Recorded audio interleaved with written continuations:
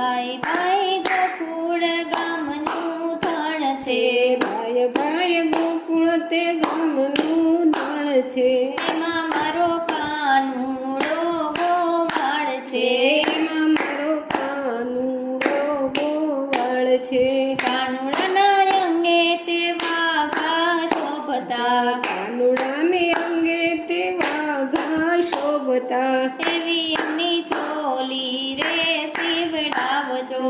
એની અમને ચોલી રે સીવડાવજો, ચોલીમાં રંગબેરંગી ભરત ભરાવજો, ચોલીમાં રંગબેરંગી ભરત ભરાવજો,